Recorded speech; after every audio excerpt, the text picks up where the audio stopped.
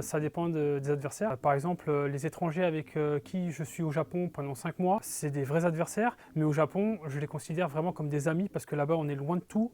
On est loin de notre famille pendant de très longs mois. Et là-bas, on se serre les coudes. Si c'est un adversaire que je connais vraiment pas, tout simplement, je me dis que c'est quelqu'un que je dois battre.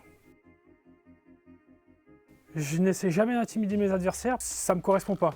Alors quand c'est quelqu'un qui essaye de m'intimider, moi ça me fait sourire parce que je me dis qu'il est ridicule. Non, je suis dans ma concentration, je pense à ce que je dois faire. Peut-être que je le fais inconsciemment, mais en tout cas c'est pas voulu.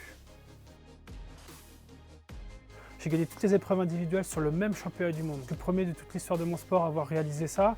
Donc ça, forcément, j'en suis hyper fier. Mon premier titre de champion du monde aussi quand même compte énormément parce qu'il est venu au bout de 12 ans. J'ai gagné la première fois, j'avais 28 ans. C'est quasiment une fin de carrière pour beaucoup. Donc c'était sur le tard, j'ai vraiment ramé. C'était de ne pas être sélectionné aux Jeux Olympiques en 2012, de me remettre en question et de rebondir 6 mois après et d'aller chercher mon premier titre de champion du monde. Parce qu'on disait que je n'étais pas un winner, parce qu'on disait que j'allais toujours être le poule leader de la piste. On commence à dire ça, hein.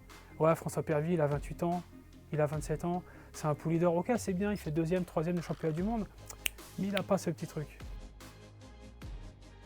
Déjà, c'est le surnom que j'avais dans les pelotons, c'était Cipollini, Mario Cipollini. C'est un mec dans les années fin 90, début 2000. C'était un sprinter sur route, il avait une prestance incroyable, il avait des tenues de vélo qui dénotaient, qui étaient vraiment atypiques. Là, le premier qui me vient à l'esprit, c'est en 2004, on était au jeu à Athènes. Et j'avais pas encore 20 ans. Mon entraîneur de l'époque, c'était un peu mon grand Manitou pour moi, parce que c'est lui qui m'a intégré à l'équipe de France. Je suis arrivé en équipe de France en 2001. Et je sais même pas pourquoi je suis ému. Je me lance et en fait, à tous les tours, il me dit premier. Donc je suis en train de faire le meilleur temps provisoire. Alors, je dis pas, c'était sûr que j'allais pas faire le podium, hein. Mais je sais pas, c'est se dire qu'à 19 ans, t'es déjà... Allez, j'ai été champion olympique 2 minutes. Mais c'est mon entraîneur, c'est surtout que ce soit mon premier entraîneur, Gérard Quintin, qui a été l'investigateur de tout mon début de carrière. C'était magique.